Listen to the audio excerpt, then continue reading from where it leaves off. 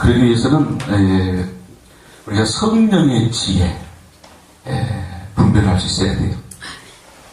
사탄이 주는 지혜 우리는 분명히 물리쳐야 돼요.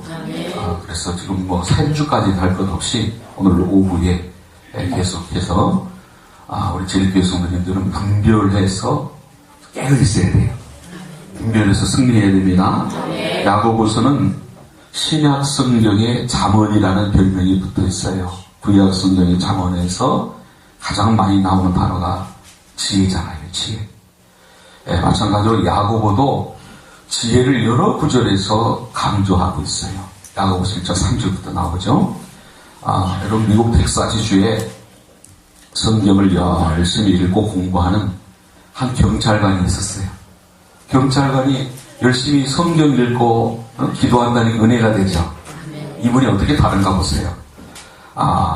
경찰이라고 무슨 말씀 먹고 기도하는 것이 상관이 있겠느냐 생각할지 모르지만 이 텍사스는요 멕시코와 국경을 접하고 있고 산악지대라서 여러 가지 밀수꾼들이 많이 들어와요.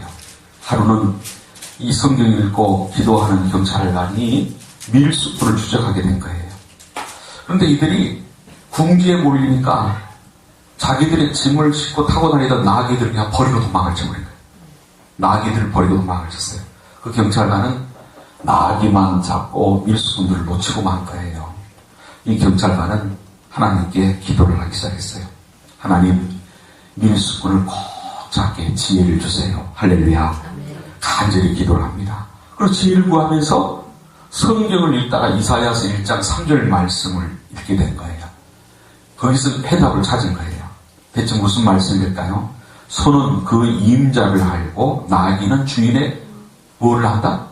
구유를 한다. 주인의 구유를 알건만은이라는 말씀 눈에 탁 띄는 거예요. 이 밀수꾼들이 나귀를 놓고 도망을 갔는데 이 나귀들이 주인의 구유를 한다는 거예요. 그래서 경찰관은 나귀들을 며칠 동안 궁겨놨다가 풀어놨습니다. 이 풀어놓은 나귀들은 산을 넘고 계곡을 지나 집을 찾아갔어요. 그 경찰관은 나귀를 쫓아가서 밀수꾼들의 본부를 알게 되고 일망타진하게 됐던 거예요. 여러분 경찰관하고 무슨 말씀 보고 성경 읽는 것이 상관이 있겠냐 할지 모르지만 이 경찰관은 말씀 먹고 기도하는 중 성령의 지혜를 구했어요. 그러다 보니까는 기가 막힌 지혜가 떠올랐던 거예요. 그래서 밀수꾼을 일망타진하고 1계급 특진까지 해서 아주 유명한 경찰관이 된 거예요.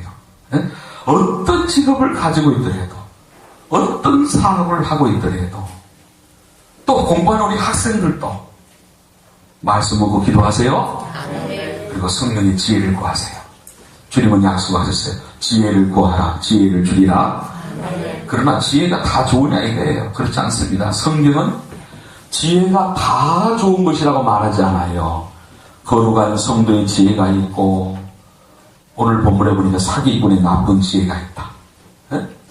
여러분 성경 어디에 그런 나쁜 지혜가 언급되어 있어요? 오늘 본문에 언급되어 15절에서 위로부터 내려오지 않는 지혜가 있다. 17절에는 위로부터 난 지혜가 있다 했어요. 자, 본문을 통해서 지혜가 무엇인지를 구체적으로 봅시다. 13절, 14절 계속 봅니다. 첫째로 지혜롭지 못한 삶은 시기하는 삶이다. 왜 사람들이 시기를 합니까? 언제나 내가 제일이어야 한다고 생각하기 때문에.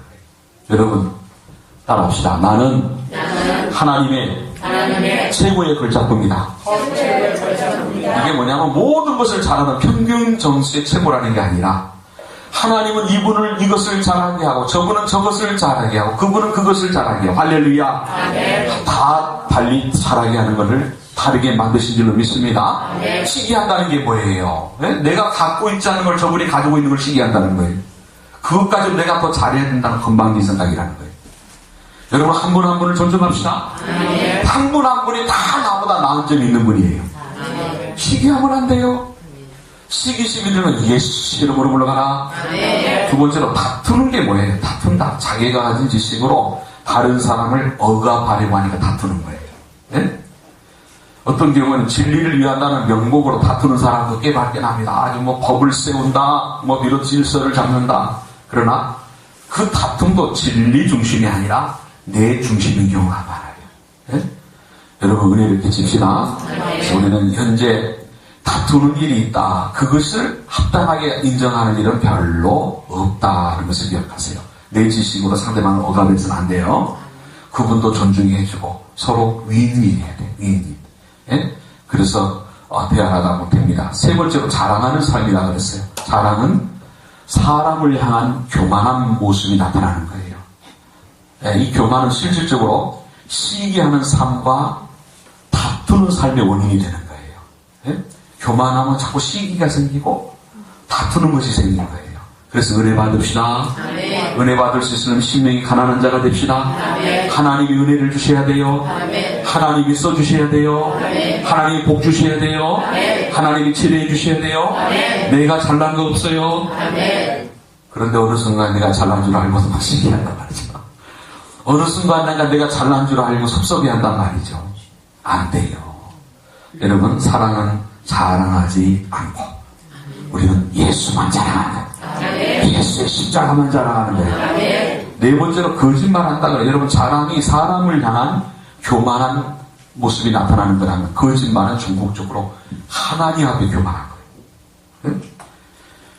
여러분 어떻게 거짓말을 할 수가 있어요? 근데 우리 주위에 거짓말이 있어요 없어요? 금방 드러날 거짓말들을 하고 있단 말이에요. 네? 아무리 선의로 하얀 거짓말이라 거짓말은 위험한 거예요. 근데 하얀 거짓말이 아니고 그냥 거짓말은 그거 하나만 가지고도 사탄의 지배를 받고 있다는 거예요. 사탄은 거짓의 압이에요. 거짓의 압이에요. 진실합시다. 그래서 거짓이 있는 곳은 성령이 역사하지 않아요. 네. 자, 그리고 3장 15절 말씀 보면 위로부터 내려오지 않는 지혜, 즉 교만의 세 가지 성격이다. 세상적이다. 세상적이다. 즉 영원한 가치를 부인한다는 거죠. 세상적이다. 정욕적이다. 네? 차원 높은 영적, 도덕적 원리를 생각하잖아요. 네? 마귀적이다. 하나님이 가장 싫어하는 것이 바로 교만한 거예요. 그래서 여러분 한순간에 하나님의 도움을 잃어버리는 무서운 것이 뭐냐? 교만이에요. 주 없이는 못 삽니다. 아멘. 주님이 도와주셔야 됩니다. 아멘. 네? 교만은 하나님을 멀어지게 하고 마귀의 종으로 만드는 대표적인 거예요. 예? 여러분 우리 주변에 마귀가 주는 지혜를 가지고 사는 사람들이 얼마나 많습니까? 그러다 보니까 죄를 짓고 감옥에 가고 불에 가게 되고 자식들까지 망신을 주고 집안을 망치는 결과가 오는 거예요. 창세기 3장에도 보니까 사탄이 뱀의 형상을 이용해서 유혹을 했죠. 선악과를 따먹으면 하나님처럼 된다. 유혹을 했어요. 예?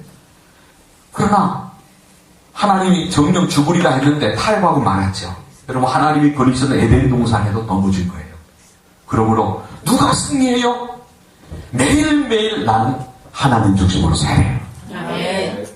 나는 성경을 많이 알아서 나는 똑똑해서 신앙이 연륜이 많아서 아니에요. 아담과 하와가 얼마나 참 하나님의 사랑을 받고 있는 에덴 동산이에요. 그래도 잠깐 방심하니까 무너진 거예요. 정령 죽으리라 했는데 그거 무시하고 죄를 짓고 말았단 말이에요. 예수님이 40일 금식을 했는데도 사탄이 와서 3번이나 시험을 걸었단 말이죠. 매일매일 깨어납시다. 아멘. 나를 자랑하지 맙시다. 아멘. 교만하지 마세요. 아멘. 자랑하지 마세요. 아멘. 하나님이 은혜 주셔야 되는 거예요. 아멘. 여러분 그래서 이게 성령으로 오는 지혜인가 마귀가 주는 지혜인가를 잘 알아야 돼요. 절대로 사람 믿지 마세요. 여러분 앞에 있는 제가 하나님만 믿고 목회할 겁니다. 아멘. 말씀대로 할 겁니다. 아멘. 사람 의지하지 않습니다. 아멘. 많은 일꾼들이 있을 수 있지만 수가 작아도 저는 말씀대로 할 겁니다. 아멘. 그 조건을 보지 않습니다. 아멘. 그게 믿음직하죠? 아멘. 사람을 바라보면 많은 식구들이 와서 힘을 쓰면 힘이 나고 어느 날 그렇게 자리가 많이 힘 빠지면 그것이 말이 되냐 말이죠.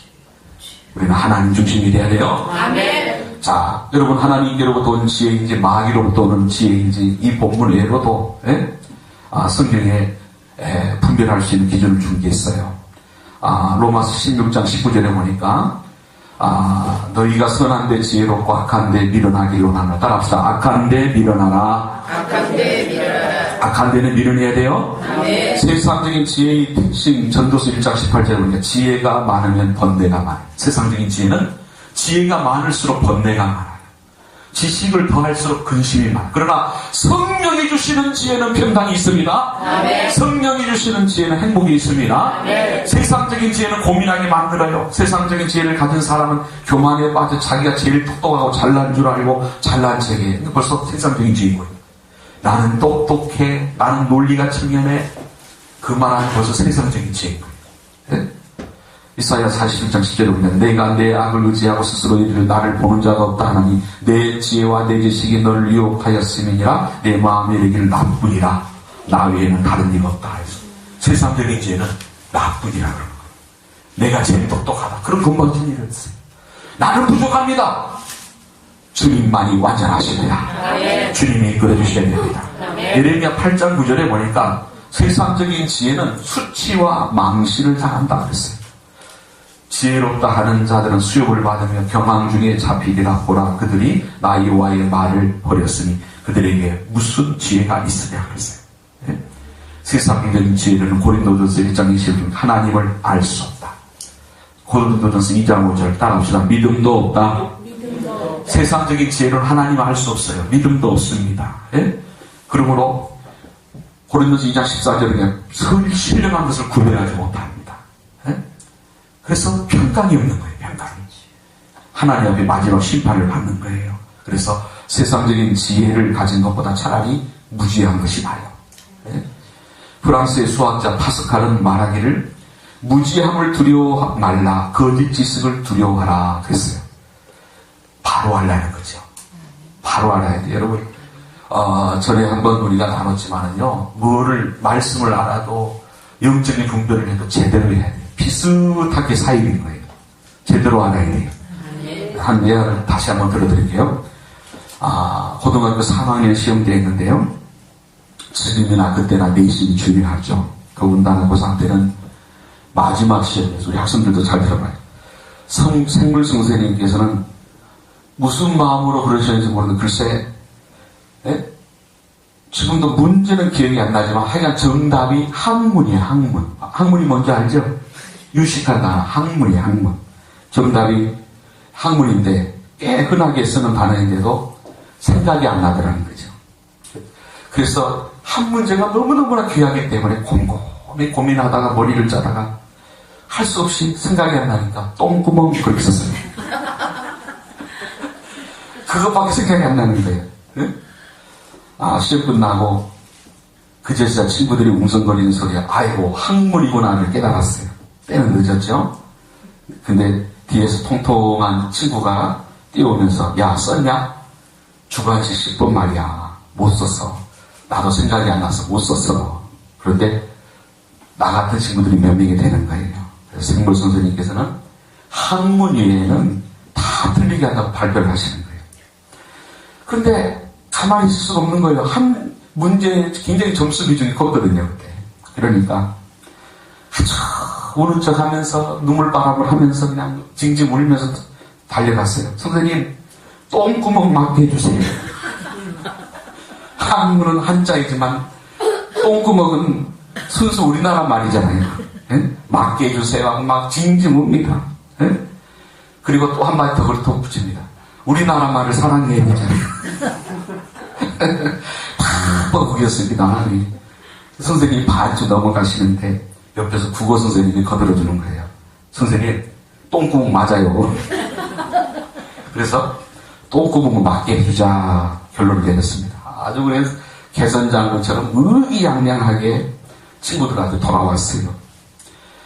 맞게 해줬어? 당연하지. 갑자기 친구 얼굴이 벌개지더니 이 친구를 잡고 생물 선생님이 달려간 거예요. 선생님 똥구멍 맞게 해줬다면서요. 그런데 저도 맞게 해주세요. 근데 그 친구 답안지를 보니까 뭐라고 썼는지 아세요? 똥구녕 써놓은 네, 선생님 저희 집에서는요 똥구멍을 똥구녕이라고 해요. 저희 부모님은 경상도 분이셔서 똥구멍을 아시잖아요. 어쨌든 의미는 통하잖아요. 성경 선생님이 곤란이 됐어요. 야, 이건 사투리라서 안 된다고 그러네. 옆에서 계신 국어 선생님도 또 한번 거들어서 하자니 또 곤란하고 굉장히 고민스러워 하시는 거예요. 그러자 그 친구가 더 흥분하는 거예요. 이건 생물 시험이지 국어 시험이 아니잖아요. 예? 사투리도 의미만 맞으면 되잖냐고. 예? 아니 닭똥 같은 눈물을 흘리면서 또 계속 징징하는 거예요. 그래서 선생님이 할 수 없이 안 된다고 하지 못하고 생각해보마 하고 대답을 했습니다. 그 친구도 이제 이걸 맞게 해줄 줄 알고 의기양양하게 돌아오니까는 그 말을 들은 몇몇 친구들이 우르르 교무실로 또 달려가는 거예요. 그 친구들이 쓴 답이 뭔지 아세요? 똥구녕, 똥구녕, 똥구멍, 똥구녕. 이런 식으로 비슷한 거예요. 생물 선생님이 한 일주일 동안 똥구멍에 얼마나 시달리는지. 결국은 다 틀리게 하고 항문과 똥구멍도 만난다. 네, 그 와중에 항의도 해보지 못하고 쓴 웃음만 진 한 학생이 있었는데 그 친구가 쓴 답이 뭔지 아세요? 똥꼬. 자, 왜 이런 예를 들어요? 정확하게 알아야 돼요. 여러분, 누구를 보지 마세요. 말씀편에 서세요. 아멘. 하나님을 보세요. 아멘. 우리 교회가 참 이동률이 많잖아요. 이제 하나님 채우실 줄 믿습니다. 아멘. 이동률이 많아서 자리가 빈자리가 보일 때는 왠지 마음이 좀 이상하기도 하고, 예? 자꾸 여러 가지 복잡하게 사탄이 도전할 수가 있어요. 여러분, 성령의 지혜로 무장을 해야 돼요. 아멘. 성령의 지혜로 무장을 하면은 주님이 지혜를 주십니다. 아멘. 그 지혜 속에 영혼을 구원하는 거예요. 알곡의 길을 가게 될 줄로 믿습니다. 아멘. 별로 차이가 없을 모임이 되려면 알곡들로 채우는 거예요. 네? 반드시 앞으로는 얼마든지 점점 더 말씀의 적그리스도와 거짓에게 판을 칠 건데 판을 치면은 어느 순간에 몇 층은 모이던 교회도 텅텅 비어버릴 수가 있단 말이에요. 알곡들만 남아요. 알곡들. 네? 자, 여러분 제대로 합시다. 아멘. 자, 그러면 유로부터 난 지혜는 뭐예요? 17, 18절 유로부터 난 지혜 첫째로 성결입니다. 17절 보세요. 유로부터 난 지혜를 말하는 첫째 성결하고 이 구절을 보면 특별히 성결을 강조하고 있어요. 얼마나 소중한 진리입니까? 여러분, 지혜 중에 최고의 지혜는 성결이다. 여러분 깜짝 놀라지 않겠습니까? 머리가 잘 돌아가는 것인 줄 알았더니 성령이 주시는 지혜의 첫 번째가 성결이라는 거예요. 얼마나 중요한지 몰라요. 네? 우리 자신의 몸과 마음을 깨끗하게 갖고 와서 하나님 앞에 나갈 만한 충분한 모습이 되길 힘쓰는 것, 이것이 하나님이 인정하시고 하나님으로부터 복을 받는 최고의 지혜다라. 정결한 신부가 됩시다. 깨어있는 신부가 됩시다. 여러분, 예수님 믿으면서도 가끔 좋지 않은 곳에, 지짓는 곳, 분위기가 이상한 곳에 가고, 예? 보고, 예? 그래도 내가 나 자신을 지키면 상관없을 겁니다. 그러나 위험한 거예요. 나를 믿지 마세요. 아멘. 여러분, 최선을 다해서 그런 장소와 장면을 피해야 됩니다. 그게 지혜라는 거예요. 지혜의 요소가 있는 것은 꺼내야 돼요. 아멘. 성경은 멀리하라. 한 번 더 따라합시다. 미워하라. 미워하라. 멀리하라보다 더 강한 게 미워하라. 지혜는 미워하라. 할렐루야. 아멘. 여러분, 하나님과의 교제가, 예? 확실하게 이런 것을 정리하지 않으면 매끄럽지 못하게 되는 경우가 많아요. 예? 근데 최선을 다해 피하려고 하면 그때의 기도가 되는 거예요. 여러분, 어느 날 갑자기 기도 안 되는 때 있어요, 없어요? 그때는 원인이 분명히 있는 거예요. 분명히 끊어야 될 것, 회개해야 될 것이 있어요. 끊어야 되고 회개할 것, 여러분 결단하세요. 그래야 기도가 되는 거예요. 최고의 지혜 중에 하나는 바로 성결함입니다. 그러한 성결의 지혜 속에 삶의 지혜가 열리고 복의 문이 열립니다. 이런 지혜는 성결한 목사님, 그건 영적인 은혜밖에 아니에요. 내가 성결하면, 이 은혜를 받으면 인기가 생겨요. 하나님이 나를 쓰십니다. 세상에서 나를 인정하게 되는 거예요. 두 번째로 17, 18절을 보니까 화평입니다. 화평.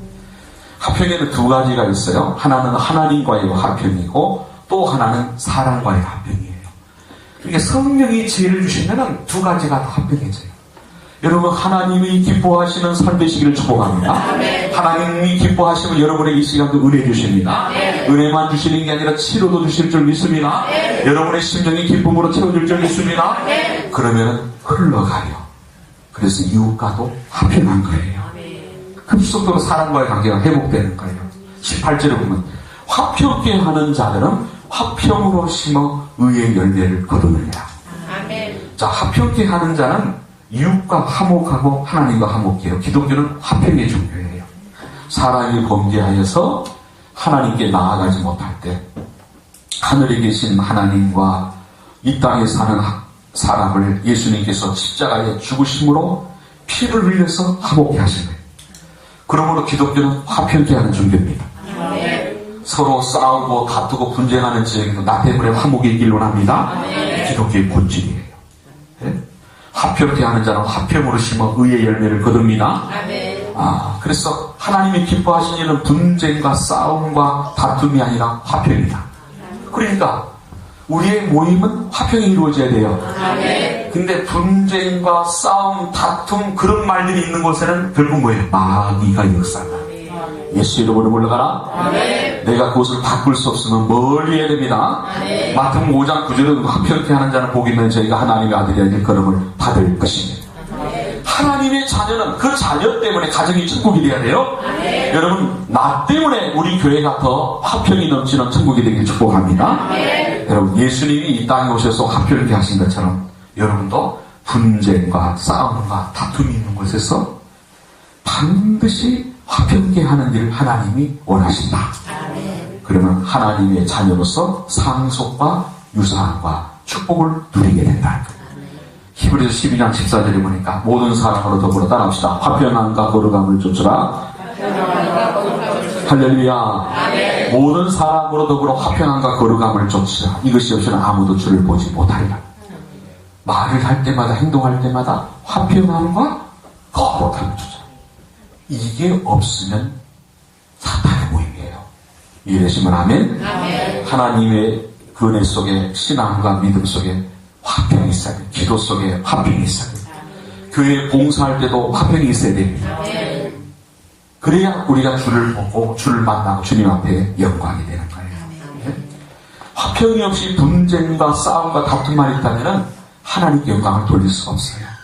잠언서 12장 20절에 보니까 화평케 하는 사람은 그 마음속에 기쁨이 있다. 화평을 논하는 자에게는 기쁨이 있다. 잠언서 16장 24절 선한 말은 꿀송이가 선한 말로 화평을 이루잖아요.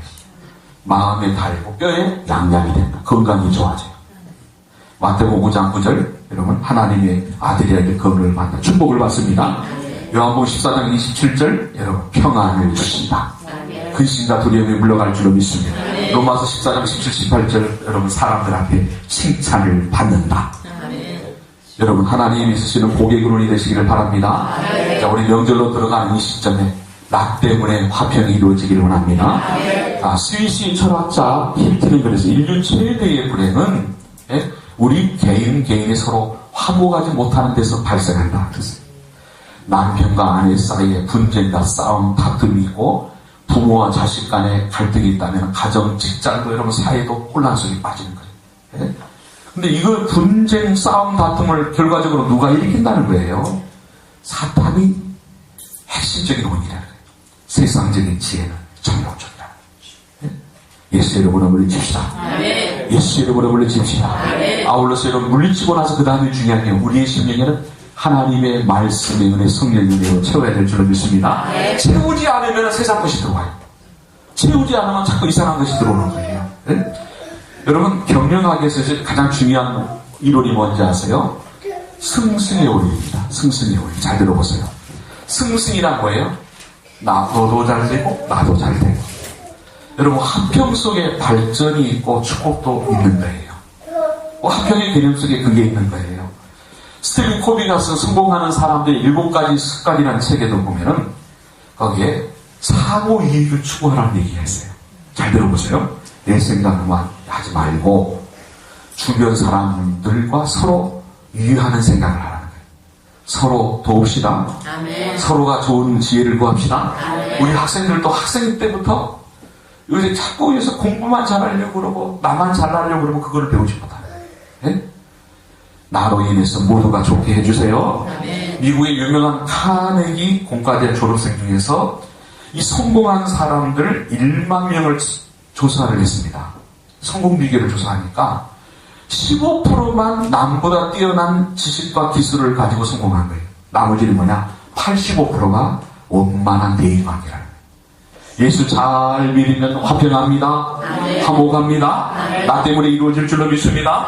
예수 잘 믿으면 복받을 수밖에 없는 거예요. 내 힘으로 화평을 이루는 것은 한계가 있지만 하나님이 은혜를 주시는 거예요.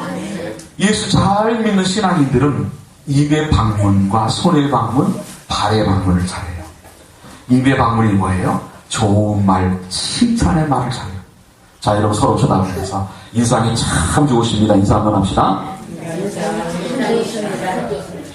네, 서로 칭찬 많이 하세요. 격려하시기 바랍니다.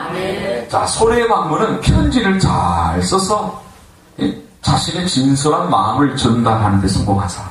발의 방문은 뭐예요? 상대가 어려울 때 찾아가서 위로하고 감동을 줘 성공한 사람. 우리 제일교회 성도님들 주위에 어려운 친구들 있으면 꼭 찾아갑시다. 우리 서로 방문도 잘해야 돼요. 예? 근데 이분들이 맨날 그러면 수고만 아니에요. 이분들이 성공하더라는 거예요. 말씀대로 살면 성공합니다. 사도행 20장 35절입니다. 주는 것이 받는 것보다 복이 있다. 여러분, 이 목회자의 과정에도 하나님이 은혜 속에 우리 성도님들이 참 어떤 때는 귀한 거 선물해주면요. 예? 근데 문제는 다 나눠줘 버리거든. 그게 사랑인 줄로 믿습니다. 예. 좋은 게 어디로 갔는지 다 없어집니다. 그게 은혜인 줄 믿습니다. 서로 나눠주고 주고받고 얼마나 좋아요, 여러분. 예? 자, 직장도요. 요새 직장 생활에 퇴사하겠다고 하는 사람들, 예? 제일 첫 번째 이유가 뭐냐? 인간관계. 직장의 인간관계 때문에 힘들다는 거예요. 예? 제일 힘든 거. 예? 자, 예수 이름으로 칭찬합시다. 사랑합시다. 섬겨줍시다. 수고하시기 바랍니다. 주님 안에서 살면 나 때문에 직장에 화목이 이루어질 줄로 믿습니다. 여러분, 엘리자베스 1세 여왕의 일화가 있어요. 남아프리카 영방의 통합을 위해서 전략적으로 중요한 역할을 하는 아프리카 부족의 추장들을 초대했어요. 만찬을 베풀기 전에 아프리카의 추장들에게 식사법에 대한 교육을 잘했습니다. 막상 만찬이 시작되니까 눈치를 살피던 추장들이 포크와 나이프를 다 제쳐놓고 전부 다 손으로 먹기 시작한 거예요. 아주 낭패 아닙니까? 그렇죠? 그래서 강요들과 신하들이 긴장을 하며 가운데 천황을 쳐다보고 있습니다. 갑자기 그 여왕도 포크와 나이프를 내려놓고 손으로 같이 먹는 거예요. 서로 눈치만 보던 분이 얼마나 좋아지는지. 회의도 나중에 성공적으로 마치게 됐어요. 수장들이 나중에 여왕의 말을 따르겠어 안 따르겠어요? 다 잘 따르겠다고 결론이 난 거예요. 위로부터 난 지혜는 화평을 이룹니다. 화평을 이루지 못하는 것은 악한 영의 역사예요. 가정의 화평을 이룹니다. 교회의 화평을 이룹니다. 문제가 없다는 게 아니라 잘못한 게 없다는 게 아니라 그런 게 있을지라도 하나님이 그 죄는 미워할 줄로 사람을 사랑할 줄로 믿습니다. 서로 잘 될 수 있는 길을 제시하게 될 줄로 믿습니다. 세 번째로 성령의 죄는 관용이라 했어요. 이것은 다른 사람의 처지를 이해하고 용납하는 것. 그 사람의 잘못이 발견되어도 인격을 배격하지 않는 것 관용이에요. 누구나 잘못할 수 있다. 그분도 잘할 수 있다. 충분히 비난할 수 있음에도 비난하지 않는 성경은 비판하지 말라 했잖아요. 여러분, 죄는 미워할지라도 사람은 사랑합시다. 관용이에요. 네? 네 번째로 양순입니다. 다른 사람들이 공고할 때 열린 마음을 가지고 있는 게 양순이에요. 특히 말씀으로 공고할 때 아멘 합시다. 요새는요, 죄를 회개합시다 그러면 아무리 바른 소리를 해도 뽀만히 쳐다보는 성도들이 많아져요. 회개합시다면 아멘합니다. 말씀으로 책망하면 아멘합시다. 하나님의 말씀을 활짝 열리기 원합니다. 물론 어느 정도의 주관과 판단력이 있어야 되지만 하나님의 말씀에 대해서 마음이 활짝 열려 있어요. 누구라도 어떤 의견을 내면은 끝까지 들어보는 그 양순함이 있어야 돼요. 옳으면 받아들일 수 있어요. 절대 고집하면 안 돼요. 다섯 번째로 긍휼과 선한 열매입니다.